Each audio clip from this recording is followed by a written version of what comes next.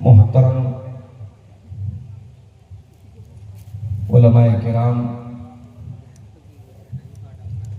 झारखंड की तारीख पर बहुत ही गहरी नजर रखने वाले इस इजलास के नाज़िम इजलास शेख अशफाक सज्जाद सलफी हफ़िज़हुल्लाह, हमारे अजीज दोस्त और इस इलाके का नाम पूरे मुल्क में रोशन करने वाले मारूफ खतीब शेख अबुल कलाम सलफी हफ़िज़हुल्लाह, इसी गांव से ताल्लुक़ रखने वाले एक और होनहार मुक़र्रिर शेख अबुल कलाम आलियावी हफ़िज़हुल्लाह,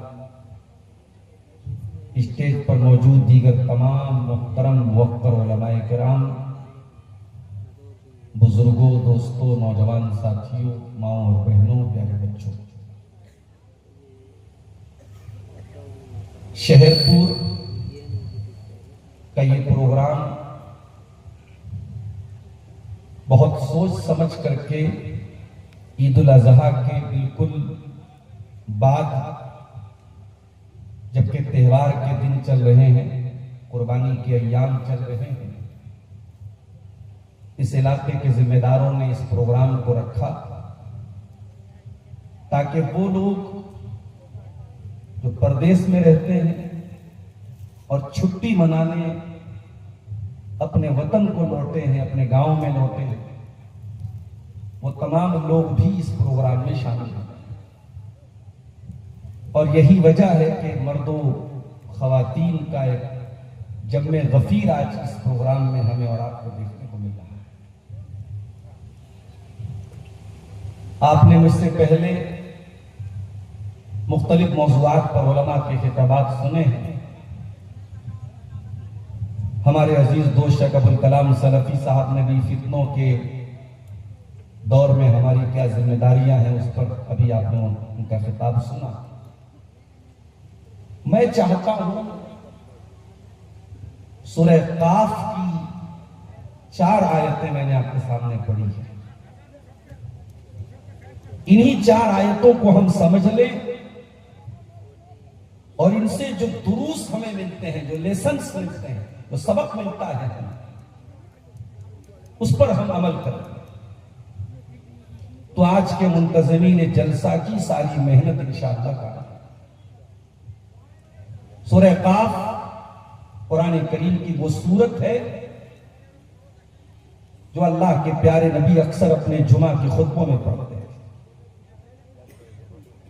बल्कि गालिबन अगर मैं नाम नहीं भूल रहा हूं तो हजरत उम्मे अतिया रज़ी अल्लाह ताला अन्हा कहती हैं कि उन्होंने अल्लाह के रसूल से जुमा के खुतबे में सुन करके ये सूरत करीमा याद कर ली थी, उनको हिफ्ज हो गई थी, उनको याद था। अब जाहिर है कि अल्लाह के नबी अगर किसी सूरत को बार बार जुमा के खुतबे में रिपीट कर रहे हैं, इसका मतलब कि वो सूरत बहुत इंपॉर्टेंट है, बहुत ही महत्वपूर्ण है। और उसी सूरत की सिर्फ 4 आयतें मैंने आपके सामने रखी। इन 4 आयतों का मतलब समझ लीजिए और गौर कीजिए कि इन 4 आयतों में जो मैसेज है वो आपके दिल के अंदर कहीं उतरा कि नहीं उतरा, बस यही मेरी तकरीर का खुलासा होगा। वलक़द ख़लक़नल इंसान व नअलमु मा तुवस्विसु बिही नफ्सुहु, यकीनन हमने इंसान को पैदा किया और हम जानते हैं कि इंसान के दिल में क्या क्या ख्यालात पैदा होते हैं, क्या क्या वसवसे पैदा होते हैं। मेडिकल साइंस ने बड़ी तरक्की कर ली, दिमाग का भी सीटी स्कैन होने लगा, MRI होने लगा, दिल की भी जांच होने लगी, पेट का भी सोनोग्राफी होने लगी, अल्ट्रासाउंड होने लगा। लेकिन आज तक दुनिया में कोई ऐसी मशीन नहीं बनी जो इंसान तेरे दिल में चलने वाले ख्यालात को पकड़ ले। तू क्या सोच रहा है, हो सकता है तू सामने वाले से मुस्कुरा के मिल रहा है, लेकिन तेरे दिल में उसके खिलाफ नफरतें पनप रही हैं, हसद पनप रहा है, जलन पनप रही है। हो सकता है तू रास्ते में चल रहा है, नजरें तो तेरी सामने है, लेकिन कोई लड़की गुजर रही है, तू कंकियों से लड़की को देख रहा है। हो सकता है कि मोबाइल पर चलने वाली कोई रील देख करके तेरे जहन में गंदे ख्यालात पैदा हो रहे हैं। वो ख्यालात एक्सरे की मशीन में नहीं आएंगे, वो अल्ट्रासाउंड की मशीन में नहीं आएंगे, एमआरआई में नहीं आएंगे। अल्लाह तबारक व तआला तेरे उन ख्यालात को भी जानता है। वलक़द खलक़नल इंसाना व नअलमु मा तुवस्विसु बिही नफ्सुहु। ऐ इंसान, हमने तुझको पैदा किया, तेरे नफ्स की एक एक कमजोरी को हम जानते हैं, तेरे दिल में पैदा होने वाले ख्यालात को हम जानते हैं। वनहनु अक़रबु इलैहि मिन हब्लिल वरीद। और ऐ इंसान, कहीं तेरे दिल में ये ख्याल न पैदा हो जाए कि अल्लाह ताला तो सातवां आसमान के ऊपर, अर्श के ऊपर है। अल्लाह ताला को कैसे पता चलेगा मोबाइल पर हमने क्या देखा, क्या डिलीट किया, क्या चैटिंग की, क्या डिलीट किया, वीडियो कॉल पर किससे बात की, किसको फोटो भेजा। आजकल तो माशाल्लाह प्राइवेसी, अब तो ये जितने सोशल मीडिया के ऐप आ रहे हैं ये प्राइवेसी दे रहे हैं। फोटो भेजो तो सीक्रेट करके फोटो भेजो, फोटो देख करके एक बार फोटो देख लिया, डिलीट हो गई, अब वो सामने वाला स्क्रीनशॉट नहीं ले सकता। स्नैपचैट पर कोई चीज भेजो, मुझे नहीं मालूम था, मेरे मोबाइल में भी स्नैपचैट है, मैं कभी कभी स्नैपचैट से फोटो ले लेता था। अब एक भाई ने मुझको बताया कि मौलाना स्नैपचैट से चैटिंग हो रही है और बड़ी प्राइवेट चैटिंग होती है, वो चैटिंग उसको कोई उसका स्क्रीनशॉट नहीं ले सकता, फौरन वो डिलीट हो जाती है। तो ये ऐप्स बड़े होशियार हैं, ये इनको मालूम है कि हमारे नौजवान को गुनाह के साथ साथ गुनाह को छुपाना भी है, इसको गंदा काम भी करना है और गंदे काम पे पर्दा भी डालना है। तो ये स्नैपचैट वाले, ये इंस्टाग्राम वाले, ये व्हाट्सएप वाले, ये फेसबुक वाले बहुत होशियार, इन्होंने आपको प्राइवेसी दे दी, इन्होंने आपको प्राइवेसी दे दी कि आप गुनाह करो, शौक से करो, हम आपके गुनाह पर पर्दा डालेंगे, आपकी चैट को लॉक कर देंगे, आपके फोटो को हम किसी को स्क्रीनशॉट नहीं लेने देंगे, आपकी चैटिंग का किसी को, सारे सबूत मिटा दो तुम। अल्लाह कह रहा है वनहनु अक़रबु इलैहि मिन हब्लिल वरीद। ऐ इंसान, हम तेरी शहरक से ज्यादा तेरे करीब है। जिस रग के ऊपर तेरी जान है, जो तेरी शहर रग है, वो बकरा ज़बा करते हो ना, तो शहर रग को ही, तो उसी हब्लुल वरीद को ही ज़बा करते हो। उसको नहीं काटेंगे तो बकरा मरेगा ही नहीं, वो हलाल ही नहीं होगा, उसको काटना सबसे पहले जरूरी है। ऐ इंसान, हम तेरी शहर रग से ज्यादा तेरे करीब है, तेरे उस गले की उस रग से भी ज्यादा करीब है, जिसको कस के दबा दिया जाए तो तू मर सकता है, तेरा दम घुट सकता है। तो ये मत समझ के तेरा परवरदिगार अर्श पर है तो तेरे मोबाइल की चैटिंग से वो बेखबर है। तू ये मत समझ कि तेरी आंखों की कंकियों से वो बेखबर है। इन्नहु अलीमुम बिज़ातिस सुदूर, वो तेरे दिल के ख्यालात को भी जानता है। यअलमु खाइनतल अयुनि व मा तुख्फिस सुदूर, जब तू रास्ता चलता है वो तेरी आंखों की कंकियों की चोरियों को भी जानता है, वो अल्लाह तेरे दिल के ख्यालात को भी जानता है। वनहनु अक़रबु इलैहि मिन हब्लिल वरीद। ऐ इंसान, हम तेरी शहरत से ज्यादा तेरे करीब। ये सूरह काफ की आयत नंबर 16 है। अब अगली आयत सुनिए। इज़ यतलक्कल मुतलक्कियान अनिल यमीनी व अनिश शिमाली क़ईद। है इंसान, तू तो सोता भी है, तू तो जागता भी है, तुझे लेटरिन में जाने की जरूरत भी पड़ती है, आराम की जरूरत भी पड़ती है, मगर ऐ इंसान, हमने तेरे अमाल को रिकॉर्ड करने के लिए 2 फरिश्तों को मुकर्रर कर दिया है। एक दाएं बैठा है, एक बाएं बैठा है, 2 लिखने वाले लिख रहे हैं, 24/7 लिख रहे हैं, 24 घंटा लिख रहे हैं, 7 दिन लिख रहे हैं। तू छुट्टी मनाता है, वो फरिश्ते छुट्टी नहीं मनाते। तू हॉलीडे मनाता है, वो हॉलीडे नहीं मनाते। तू लीव पर जाता है, वो लीव नहीं लेते। तू बाथरूम में जाता है, वो बाथरूम नहीं जाते। तुझे आराम की जरूरत पड़ती है, मेरे फरिश्तों को कभी नींद नहीं आती। ऐ मेरे बंदे, इज़ यतलक्कल मुतलक्कियान अनिल यमीनी व अनिश शिमाली क़ईद। इंसान बहुत तरक्की कर चुका है। हमारे अब्दुल कलाम भाई बैठे हुए हैं, हम लोग मुंबई एक चैनल चलता है, हमारे जैद पटेल साहब चलाते हैं, उसका नाम है i+ टीवी। उसमें रिकॉर्डिंग के लिए कभी कभी मैं भी गया हूँ, हमारे शेख अब्दुल कलाम साहब भी गए। वहां पे एक माइक है, बड़ा पतला सा माइक होता है, वो जैसे ये बड़े बड़े माइक वैसा माइक नहीं, बिल्कुल पतला सा महीन सा माइक है। वो स्नाइजर कंपनी का। मैंने पूछा कि स्नाइजर या साइनेजर कंपनी का है। मैंने पूछा कि माइक कितने का, तो बोले 40,000 का माइक। छोटा सा माइक है, लेकिन उस माइक की खासियत क्या है, अगर एक सुई भी गिरेगी तो उसकी आवाज भी उसके अंदर रिकॉर्ड हो जाएगी। इतना खतरनाक वो माइक है। वो बिल्कुल आपकी हवा की सरसराहट को भी रिकॉर्ड कर सकता है। तो वो माइक इतना खतरनाक है।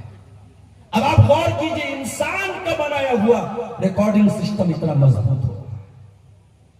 आज 30 मई 2026 को होने वाले इस प्रोग्राम को ये हमारे दोस्त अहबाब सब रिकॉर्ड कर रहे। आप एक साल बाद आप YouTube पर सर्च करके देख लेंगे, साहब अब्दुल गफ्फार साहब की तकरीर हमने सुनी थी, HD क्वालिटी में वो तकरीर आपको मिल जाए। इंसान अगर तेरा बनाया हुआ रिकॉर्डिंग सिस्टम HD में रिकॉर्ड कर सकता है, 4K में रिकॉर्ड कर सकता है, स्टेज पर बैठे हुए एक आदमी के चेहरे को क्लियर बता सकता है। ऐ इंसान, तुझे बुद्धि देने वाला, तुझे दिमाग देने वाला, तुझे इतना इंटेलिजेंट बनाने वाला अल्लाह ताला, जरा सोच उसकी कुदरत का क्या आलम होगा। वो अल्लाह तेरे सारे अमाल की रिकॉर्डिंग को उसने सिस्टम बनाया है। फरिश्ते तेरे एक एक अमल को रिकॉर्ड कर रहे हैं। इज़यतलक्कल मुतलक्कियानी अनिल यमीनी व अनिश शिमाली क़रीब। एक दाएं बैठ के रिकॉर्ड कर रहा है, एक बाएं बैठ के रिकॉर्ड कर रहा है। एक तेरे नेक अमाल को लिख रहा है, एक तेरे बुरे अमाल को लिख रहा है, एक तेरी कुर्बानी को लिख रहा है, और एक तेरी कुर्बानी के पीछे तेरी रियाकारी को लिख रहा है। एक तेरी नेकियों को लिख रहा है, और दूसरा तेरी नेकियों के पीछे तेरा क्या मकसद है उसको भी लिख रहा है। ये अल्लाह का बनाया हुआ रिकॉर्डिंग सिस्टम है मेरे प्यारे साथ। 2 आयतें हो गई, अब तीसरी आयत। मा यल्फिज़ु मिन क़ौलिन इल्ला लदैहि रक़ीबुन अतीद। ऐ इंसान, तेरा कैमरा वीडियो रिकॉर्ड करता है, कभी कभी ऑडियो को रिकॉर्ड नहीं करता। वीडियो बहुत अच्छा आता है, ऑडियो खराब आ जाता है, नॉइस आ जाता है, आवाज बिगड़ जाती है, आवाज खराब हो जाती है। ऐ इंसान, अल्लाह ने जो कैमरा लगाया हुआ है, अल्लाह ने जो रिकॉर्डिंग सिस्टम लगाया हुआ है, मा यल्फिज़ु मिन क़ौलिन इल्ला लदैहि रक़ीबुन अतीद।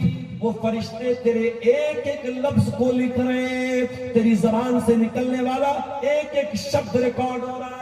तू गाली बक रहा है, तू बुरा भला कह रहा है, तू चुपके चुपके बातें कर रहा है, तू रात को 2 बजे मोबाइल पर बात कर रहा है। तेरी अम्मा को मालूम नहीं, तेरे अब्बा को मालूम नहीं, तेरे बड़े भाई को मालूम नहीं। मा यल्फिज़ु मिन क़ौलिन इल्ला लदैहि रक़ीबुन अतीद।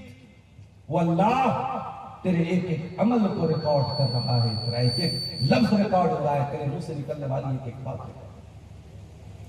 ये 3 आयतें हो गई सूरह क़ाफ। चौथी आयत है, वजाअत सकरतुल मौत बिल हक़्क़ि। और ऐ इंसान, याद कर वो मंजर जब मौत की सख्ती तेरे ऊपर आएगी। तू दुनिया का बहुत बड़ा अक्लमंद भी था, पैसे वाला भी था, तेरे आसपास नौकर चाकर की भीड़ भाड़ भी थी। वजाअत सकरतुल मौत बिल हक़्क़ि। तू मरना नहीं चाहता था, तू बॉडीगार्ड लेके घुमा करता था, गनर लेके घुमा करता था, तू बुलेट प्रूफ गाड़ियों में घुमा करता था। तेरे घर में चौकीदार थे, तेरे घर में दरबान थे, तेरे घर में परिंदा पर नहीं मार सकता था।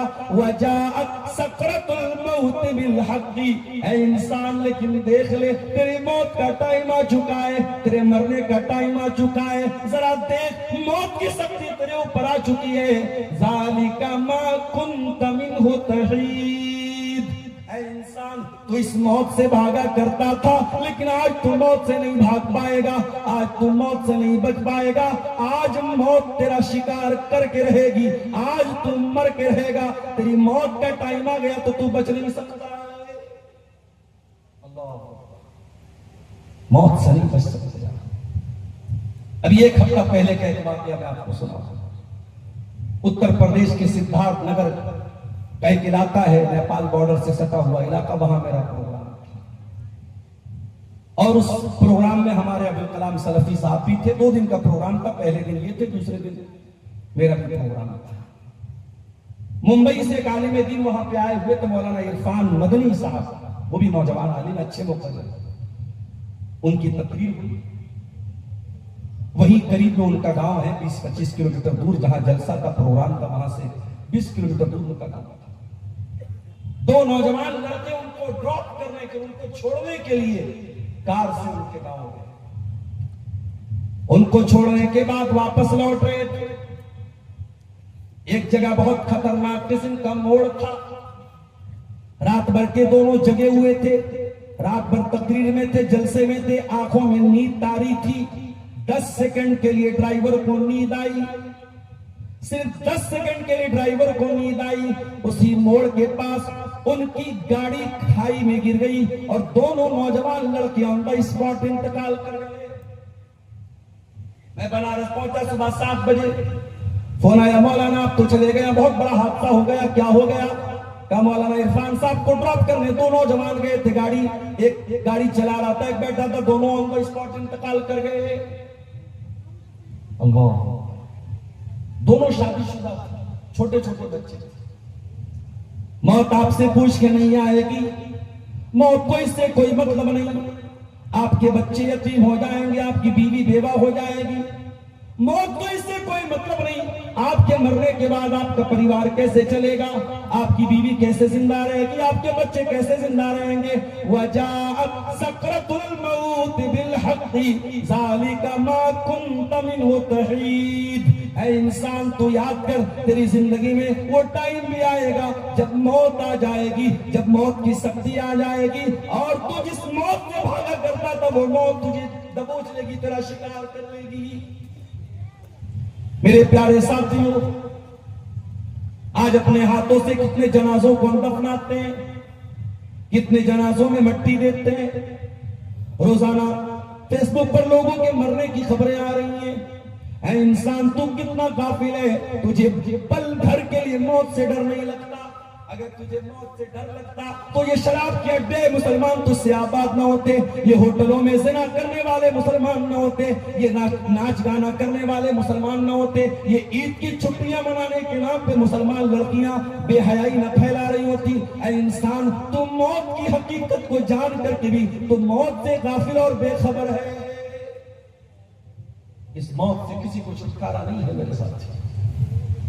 कुरान कहता है कुल्लु नफ्सिन ज़ाइक़तुल मौत, हर नफ्स को मौत का मजा चखना है। व इन्नमा तुवफ़्फ़ौना उजूरकुम यौमल क़ियामह, और ऐ मेरे बंदो तुम्हें मरने के बाद कयामत के दिन तुम्हारे अमल का पूरा पूरा बदला दिया जाएगा। फमन ज़ुज़िया अनिन नारी व उदखिलल जन्नत फ़क़द फ़ाज़। ओ शहरपुर में बिल्डिंग बनाने वालों, ओ जामताड़ा में जमीनें खरीदने वालों, ओ मधुपुर में बंगले बनाने वालों, तुम्हारे बंगले कयामत के दिन तुम्हें काम ना आएंगे, तुम्हारे फ्लैट कयामत के दिन तुम्हें काम ना आएंगे। ये हराम कमाई के बनाए हुए पैसे से तुम्हारी ये जमीन जायदाद तुम्हारे काम नहीं आएगी। कयामत के दिन कामयाबी का मेयार ना आपकी जमीन होगी, ना आपकी जायदाद होगी, ना आपकी सरकारी नौकरी होगी, ना आपका बैंक बैलेंस होगा, ना आपके ढेर सारे बच्चे होंगे। कयामत के दिन अगर कामयाबी का कोई मेयार होगा, अगर कयामत के दिन कामयाबी मिलेगी तो एक ही शर्त पर मिलेगी, अल्लाह की अदालत में जो जहन्नम की आग से बचा लिया जाएगा और जो जन्नत में दाखिल किया जाएगा वही कामयाब होने वाला। हम तो मरे जा रहे दुनिया के पीछे, क्या हकीकत है इस दुनिया की? अल्लाह के प्यारे नबी फरमाते हैं लौ कानतिद दुनिया तादिलु इंदल्लाहि जनाह बऊज़ा, अगर ये दुनिया अल्लाह ताला के नजदीक एक मच्छर के पर के बराबर भी होती, मा सका मिनहा शरबता मा, तो अल्लाह ताला किसी काफिर को एक कतरा पानी न देता। जो अल्लाह के साथ कुफ्र कर रहा है, जो शिर्क कर रहा है, जो अल्लाह को छोड़ के जानवर की इबादत कर रहा है, जो अल्लाह को छोड़ के पत्थर की इबादत कर रहा है, अल्लाह ताला बारिश की एक बूंद भी उसको न देता, पानी का कतरा भी उसको न देता। मगर दुनिया तो अल्लाह उसको भी दे रहा है, पानी तो उसको भी दे रहा है, ऑक्सीजन तो उसको भी दे रहा है। इसलिए अल्लाह के नजदीक ये दुनिया मच्छर के पर से भी ज्यादा इसकी हकीकत नहीं है। दूसरी दूसरी सदी हिजरी के बहुत बड़े आलिम गुजरे हैं, इमाम इब्न सम्माक रहमतुल्लाह अलैह। खलीफा हारून रशीद का दौर था। एक मर्तबा इब्न सम्माक हारून रशीद से मिलने के लिए, हारून रशीद ने कहा, इमाम साहब आप इस दौर के बहुत बड़े आलिम हैं, मैं चाहता हूं कि आप मुझे कोई नसीहत करें, कोई काम की बात बताएं। कहा बादशाह सलामत ये बताइए, मान लीजिए आप किसी सहरा में, रेगिस्तान में बड़ी तेज प्यास लगी है, दूर दूर तक पानी का वजूद नहीं है, आपको पानी न मिले आप तो मर जाएंगे। इतने में एक आदमी आता है और आपसे आकर के कहता है, हारून रशीद अपनी आधी हुकूमत तुम मुझे दे दो, मैं एक प्याला पानी तुमको दे देता हूं। आप यकीन से बताइए, ईमान से बताइए, हारून रशीद आप अपनी जान बचाएंगे या अपनी हुकूमत बचाएंगे? आप क्या करेंगे? क्या उसकी डिमांड को पूरा कर देंगे? क्या आधी हुकूमत उसको देके जान बचा लेंगे? हारून रशीद ने बगैर सोचे समझे फौरन जवाब दिया कि मैं उसको अपनी आधी हुकूमत दे दूंगा, मैं वो एक प्याला पानी पी करके अपनी जान बचा। कहा मेरे दूसरे सवाल का जवाब दीजिए। पानी आपने पी लिया, पानी आपके बदन में चला गया, पानी आपके बदन में जाके स्टॉप हो गया, रुक गया, पेशाब रुक गया आपका, आपको बड़ी जोर की पेशाब लगी है, लेकिन पेशाब का कतरा नहीं निकल रहा है, आप बेचैन है, तड़प रहे हैं, मछली की तरह तड़प रहे हैं। एक दूसरा आदमी आता है और कहता है, हारून रशीद मेरे पास एक दवा है, मैं वो दवा आपको पिला दूंगा, आपका पेशाब निकल जाएगा, आपकी तड़प दूर हो जाएगी, आपकी जान बच जाएगी, लेकिन शर्त यह कि आपको अपनी आधी हुकूमत मुझे देनी पड़ेगी। अब आप क्या करेंगे? कि आप अपनी जान बचाएंगे या हुकूमत बचाएंगे? हारून रशीद ने कहा, यहां पर भी सिचुएशन बड़ी खतरनाक है, जान बचाना में बहुत जरूरी है, मैं अपनी आधी हुकूमत दे करके जान बचा लूंगा। हारून रशीद कान खोल के सुन लीजिए, उस हुकूमत के लिए कभी किसी से लड़ना नहीं, कभी किसी से झगड़ना नहीं, कभी किसी से मुकाबला न करना। जिस हुकूमत की औकात एक प्याला पानी और पेशाब के चंद कतरों से ज्यादा नहीं है। यह है इस दुनिया की हकीकत, यह है इस बादशाह की हकीकत। इस बादशाह पर आप नाश करते हैं। ऐ हारून रशीद, मौत तो हारून रशीद को भी आई नहीं सकती।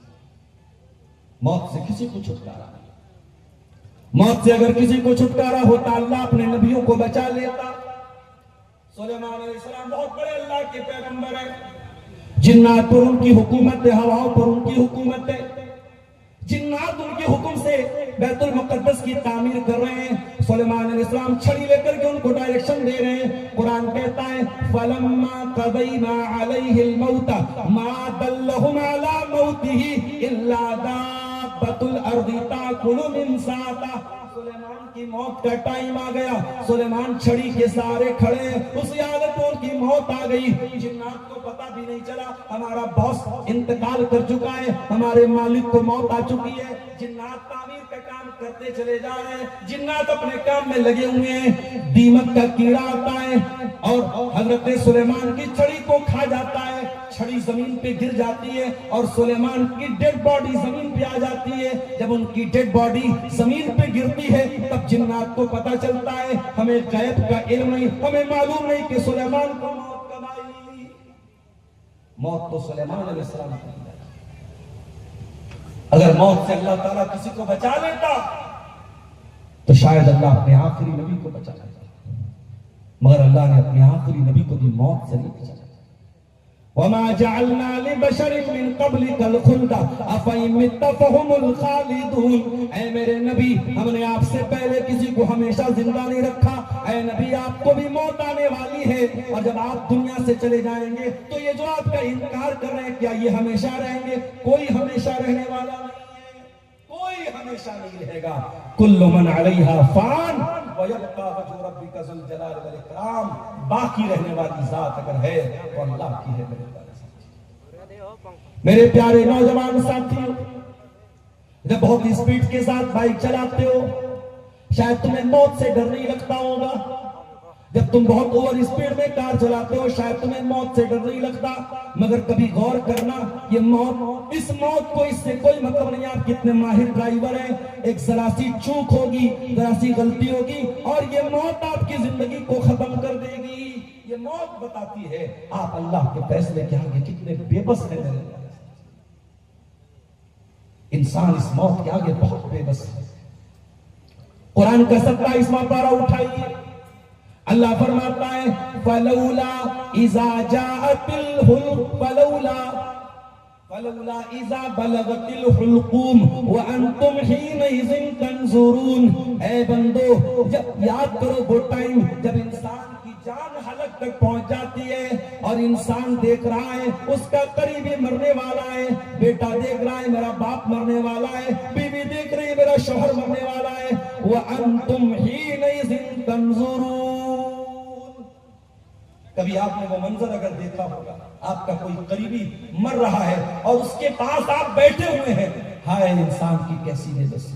दवाएं मौजूद है, डॉक्टर मौजूद है, मधुपुर का सबसे बड़ा हॉस्पिटल है, कलकत्ता का सबसे बड़ा हॉस्पिटल है, धनबाद का सबसे बड़ा हॉस्पिटल है, पटना का सबसे महंगा हॉस्पिटल है, मगर हाय हाय इंसान तो कितना बेबस है। तू देख रहा है मेरा बाप जा रहा है, मेरी माँ जा रही है, मेरा भाई जा रहा है, मेरा शौहर जा रहा है, मगर तू कुछ नहीं कर सकता। वनहनु अक़रबु इलैहि मिनकुम वलाकिन ला तुबसिरून। ऐ इंसान, तुझे ये लगता है कि मरने वाले से सबसे ज्यादा करीब तू बैठा है, तुझसे ज्यादा करीब तो तेरा रब है और तेरा रब जानता है कब उसकी रूह को निकलना है, कब उसको मरना है। फलौला इन कुंतुम गैर मदीनीन तरजिऊनहा इन कुंतुम सादिकीन। है मेरे बंदो, अगर तुम्हें ऐसा लगता है कि तुम्हारे ऊपर किसी का कंट्रोल नहीं है, किसी की ताकत नहीं है, तुम यूं ही दुनिया में चले आए हो, तुमको कोई चलाने वाला नहीं, तुमको कोई मारने वाला नहीं, तुमको कोई पैदा करने वाला नहीं, तरजिऊनहा इन कुंतुम सादिकीन, तो जरा मरने के बाद किसी को दोबारा जिंदा करके दिखा दो। नहीं दिखा सकते दोबारा। साइंस हैरान है, दुनिया परेशान है कि मौत क्यों आती है, इंसान क्यों मरता है और मरने के बाद कहां जाता है। साइंस के पास इस सवाल का जवाब नहीं है। इस सवाल का जवाब या तो रब के कुरान में मिलेगा या मुस्तफा के फरमान में मिलेगा। मेरे प्यारे साथियों, इस सवाल का जवाब कुरान और सुन्नत के अंदर मिलेगा। अल्लाह की शक्ल हम तो मौत से बेखबर लोग हैं। मेरे साथ एक अंसारी साहबी का जनाजा है, अल्लाह के प्यारे नबी जनाजे में मौजूद हैं, जनाजे को कब्र में उतारा जा रहा है, अल्लाह के प्यारे नबी एक साइड में बैठे हुए और आपके आसपास सहाबा भी बैठे हुए हैं।